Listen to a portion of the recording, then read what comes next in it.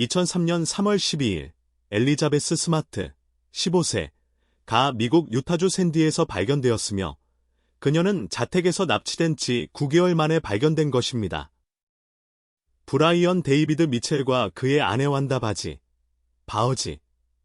유괴, 절도 및 성폭행 혐의로 기소되었습니다. 미첼은 한동안 스마트 가족을 위해 일한 적이 있다. 미첼은 짧은 기간 동안 스마트 가족을 위해 일한 적이 있다.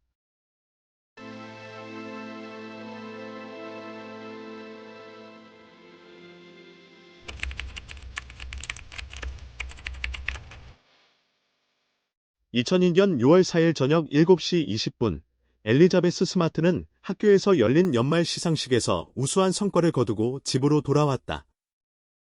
그녀와 가족은 길 건너편에서 그들을 오랫동안 지켜보던 위험한 존재가 있다는 사실을 전혀 알지 못했다.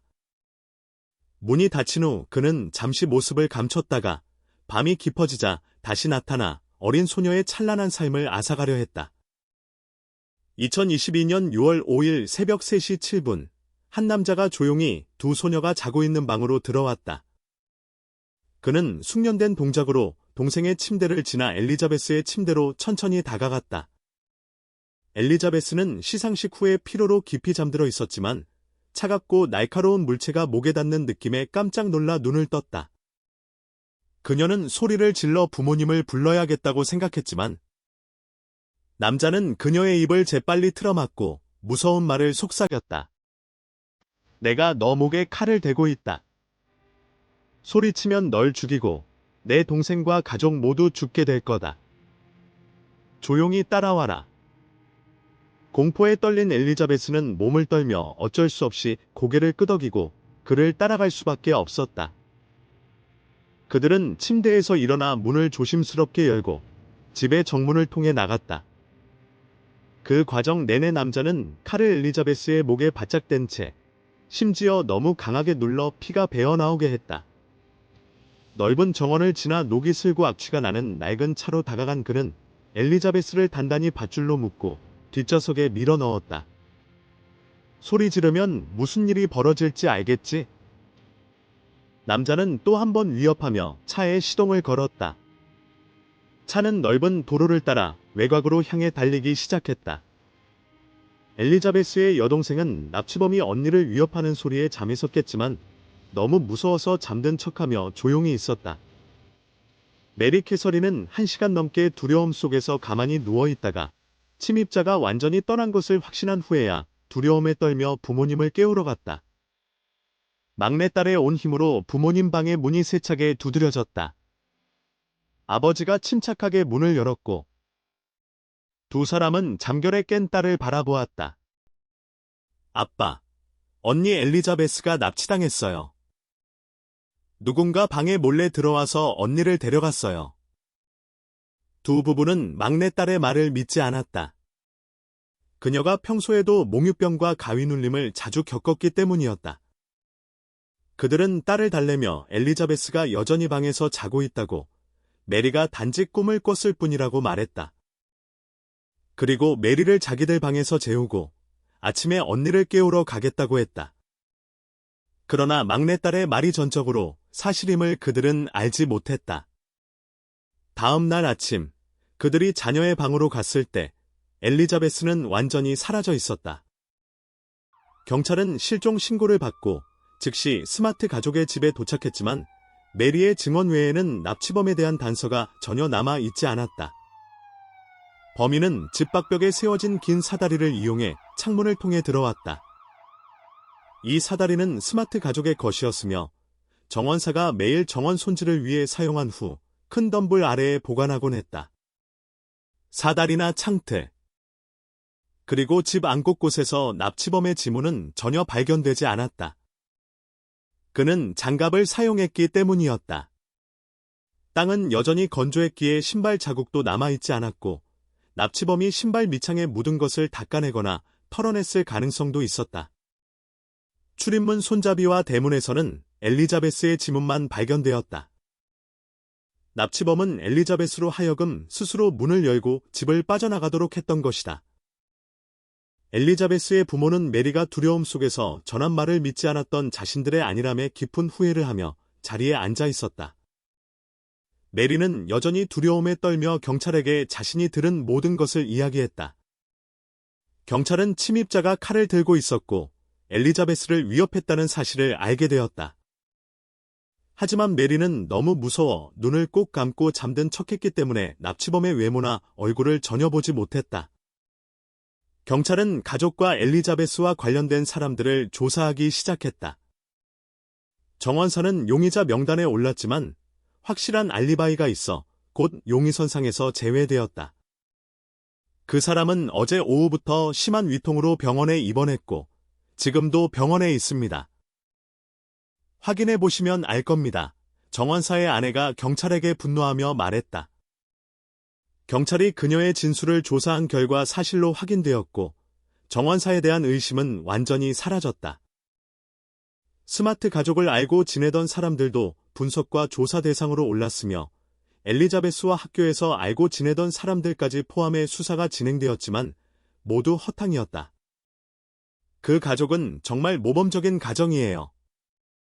모두에게 잘 대해주고 경제적으로도 적당하며 선행을 자주 베풉니다. 그들을 미워하거나 의심할 만한 사람은 전혀 없어요. 게다가 납치범의 범행 방식으로 보아 그는 집의 구조와 지형을 기본적으로 잘 알고 있던 사람인 것 같아요. 사다리를 찾아내어 두 소녀의 방으로 정확히 들어가 엘리자베스가 어디에 있는지 알고 있었고 메리의 침대를 피해 목표를 향해 접근했죠. 이때 메리가 경찰에게 중요한 정보를 하나 더 제공했다. 그 목소리요. 전에 들어본 적이 있어요. 누구인지는 기억이 안 나지만 몇 번인가 우리 집 주변에서 들은 적이 있어요. 이제 납치범이 스마트 가족의 주변에 나타난 적이 있었음을 확신할 수 있었다. 경찰은 단서를 포기하지 않았다. 명확하지 않은 정보와 스마트 가족과 관련된 다수의 사람들을 추적해야 하는 복잡한 과정 속에서도 사건 해결을 위한 노력을 멈추지 않았다. 엘리자베스의 가족 또한 희망을 포기하지 않았다. 그들은 모든 곳을 수색하며 주변 지역으로도 수색 범위를 넓혔다. 실종된 엘리자베스를 찾기 위해 곳곳에 전단지를 붙이고 공고문을 게시하며 단지 그녀가 무사하기만을 기원했다. 한편 엘리자베스는 납치범에 의해 숲 근처에 있는 낡은 집으로 끌려갔다. 그는 차를 그 집에 남겨둔 채 엘리자베스를 차에서 거칠게 끌어내리고 따라오라고 명령했다. 그는 엘리자베스의 손에 밧줄을 묶고 숲을 지나 끌고 갔다. 엘리자베스는 두려움에 떨며 충격을 받았다. 그가 그녀를 여러 숲을 지나 어디론가 데려가고 있다는 사실에 경악했다. 그곳에는 그의 아내가 기다리고 있었다. 이 순간 엘리자베스는 납치범의 얼굴을 제대로 보고 충격에 빠졌다. 그는 바로 스마트 가족의 과거가사 도우미 중 한 명이었던 브라이언 데이비드 미첼이었다. 브라이언은 그의 아내 옆에 서 있었고 엘리자베스는 그가 그녀를 관다라고 부르는 것을 들었다. 두 사람은 아무렇지도 않게 대화를 나누었고 완다는 이 계획에 적극적으로 가담한 상태였다. 그녀는 이미 숲 한가운데 외부와 완전히 단절된 작은 잎사귀로 덮인 오두막을 감금 장소로 준비해두고 있었다. 완다는 엘리자베스의 꽉 묶인 팔을 거칠게 잡아당기고 그녀를 억지로 끌어가더니 오두막 안으로 밀어 넘어뜨렸다. 눅눅한 냄새가 나는 마른 잎 밑에는 흙바닥이 드러났고 그 위에는 마른 나뭇가지와 이전에 버려진 듯한 낡은 매트리스로 만든 작은 침상이 있었다. 완다는 엘리자베스에게 헐렁하고 간단한 디자인의 거친 천으로 만든 옷을 던져주며 즉시 갈아입으라고 명령했다. 엘리자베스가 이를 거부하자 브라이언은 손에 든 밧줄로 그녀를 거칠게 내리쳤다. 이렇게 엘리자베스의 지옥 같은 나날이 시작되었다. 브라이언은 다음날 오두막으로 다시 나타나 엘리자베스에게 선언했다. 그녀는 이곳에 머물러야 하며 자신이 만들어낸 종교적 규칙을 따르고 자신의 아내로 복종해야 한다고 말했다. 엘리자베스는 이를 거부했지만 그녀에게는 선택지가 없었다. 완다는 그녀를 강제로 붙잡아 브라이언이 그녀에게 잔인한 처벌을 가하도록 도왔다. 그날 브라이언은 엘리자베스를 자신의 아내로 만든다는 명목으로 의식을 진행했다. 그는 그녀를 성폭행했고 완다는 밖에서 망을 보며 이를 지켜보았다. 브라이언이 만족하며 자리에서 일어서자 완다가 들어와 그의 몸을 닫고 마치 왕처럼 그를 모셨다. 이후 엘리자베스를 숲속 오두막에 홀로 남겨두고 떠났다. 엘리자베스는 고통과 절망에 빠졌다. 그녀의 몸은 아팠고 매질이 흔적에서 피가 스며 나왔다. 그녀는 낡은 매트리스 위에 누워 지쳐 잠들었지만 배고픔이 그녀를 깨웠다. 엘리자베스는 어쩔 수 없이 완다가 아침의 의식을 위해 가져온 음식을 먹었다. 그나마 남아있는 것은 생감자뿐이었다. 브라이언은 거의 매일 돌아왔다. 그는 아내와 함께 오거나 혼자 오는 경우도 있었다. 엘리자베스는 그가 원할 때마다 복종해야 했고 그는 스스로를 예언자라 칭하며 다처제를 허용받았다고 주장했다.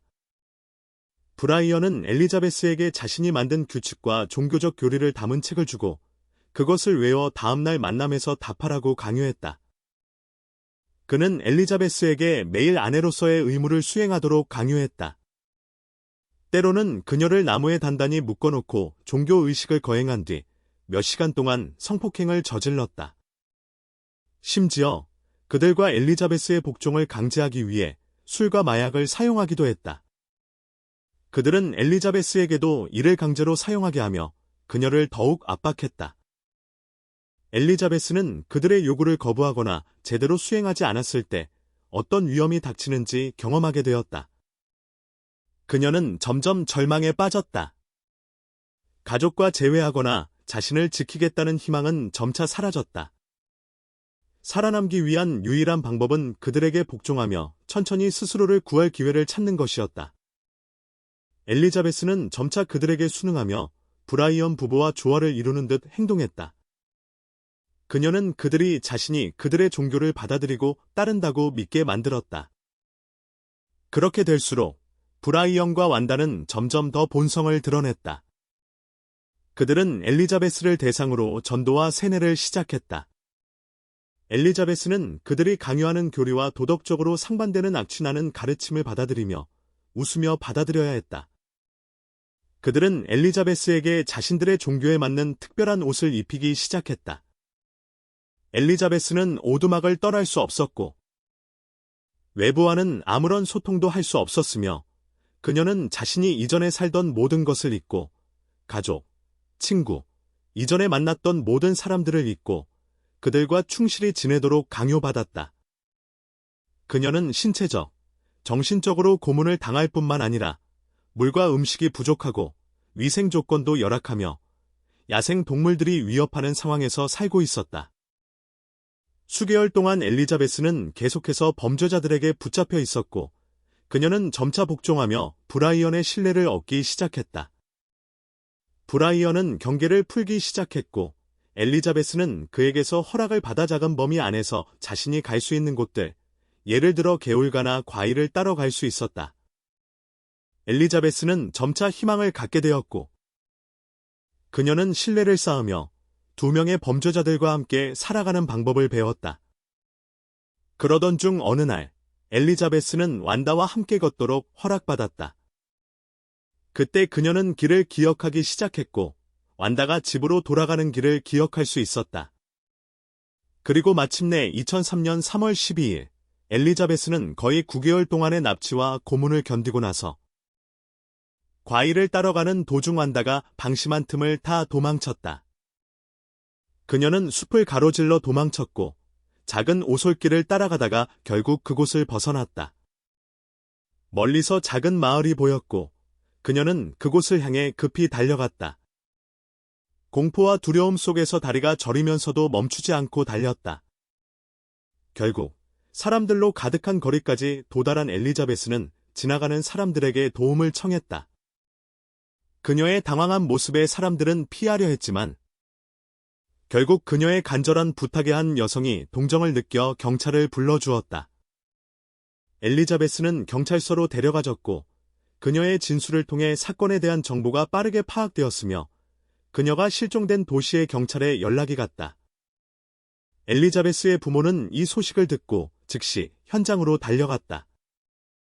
엘리자베스의 진술을 통해 경찰은 2명의 유괴범의 신원을 파악할 수 있었고, 즉시 두 범인에 대한 긴급 체포 영장이 발부되었다.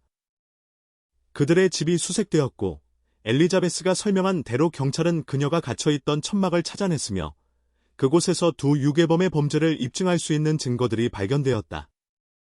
엘리자베스가 도망친 후, 원다는 즉시 돌아가서 남편에게 이 소식을 전하고 함께 도주할 계획을 세웠다. 그들은 숲속 더 깊은 곳에 임시 대피소를 만들고 있을 때 경찰에 의해 체포되었다. 그들의 모든 범죄는 유괴, 미성년자 성폭행, 절도, 심각한 성적 학대 등의 혐의로 법정에서 드러났다. 원다는 유죄를 인정했지만 일어난 일들에 대해 불안정한 심리를 보였다. 나는 몰랐어요. 그것이 맞을 수도 있어요. 나는 그렇게 해야 했어요. 그렇지 않으면 나는 처벌을 받을 거였어요. 이 불안정한 징후로 인해 그녀는 유타주 병원으로 보내져 검사와 치료를 받았다. 그러나 5년 후 2008년에 그녀는 또다시 미성년자를 불법으로 운반한 혐의로 체포되었다. 이번에는 원다 바르지가 무기징역 15년을 선고받았다. 브라이언 미첼은 자신의 잘못을 인정하지 않았고 자신이 신의 사자라고 주장하며 자신이 한 모든 일은 허락된 범위 내에서 이루어진 것이라고 선언했다. 그는 정신적인 문제가 있다고 여겨졌고 치료를 받도록 권유받았다. 하지만 그 후 그의 범죄 행위와 자신에 대한 태도를 고려하여 2010년에 그는 무기징역을 선고받았다. 브라이언은 자신의 남은 삶을 감옥에서 보내며 자신이 저지른 잘못에 대해 대가를 치르게 되었다. 엘리자베스는 사건 이후 특별히 대중의 관심을 받았다. 사건이 일어나기 전 그녀는 중학교에서 가장 재능 있는 학생이었으며 그녀는 선량하고 사랑스러운 성격과 음악에 대한 타고난 능력으로 유명했다. 엘리자베스는 5살 때부터 하프를 연주하기 시작했다. 중학교에 올라가면서 그녀는 유타에서 유명한 하프 연주자가 되었으며 그 외에도 말타기와 달리기를 배우며 다양한 활동을 이어갔다. 그녀는 자신이 배운 모든 것과 빠른 지능을 활용하여 범죄의 소굴에서 탈출할 수 있었다. 그러나 심리적인 충격과 마약 중독으로 인해 그녀는 오랜 치료와 회복, 금단 치료를 겪어야 했다. 어려운 상황을 이겨낼 수 있을 것 같지 않은 시간들, 특히 심리적으로 발달하고 성장하는 중요한 시기인 사춘기, 엘리자베스는 더 많은 불안감을 겪었다. 그러나 그녀는 그 모든 어려움을 용감하게 극복했다. 그녀는 가족의 지원과 철저한 치료 덕분에 완전히 회복할 수 있었다. 2013년 엘리자베스는 자신의 이야기를 담은 책 내 인생 이야기를 완성하여 출판했다. 이 책은 그녀가 겪은 모든 일, 감금과 강간의 고통, 마약 중독 치료와 회복, 그리고 자신을 되찾는 여정에 관한 이야기였다. 책은 출판 후 바로 큰 인기를 끌었다. 2011년 엘리자베스는 자신이 사랑하는 사람과 결혼했고 그들도 그녀를 사랑했다. 그들은 2명의 사랑스러운 딸을 두었고 이후 많은 시간이 지나면서 엘리자베스는 납치 사건에 대해 물어볼 때 과거를 되새기며 웃으며 이야기했다. 그녀는 그것을 강인함의 교훈으로 남기며 부모들에게 아이들의 안전을 더 잘 지켜야 한다는 메시지를 전했다.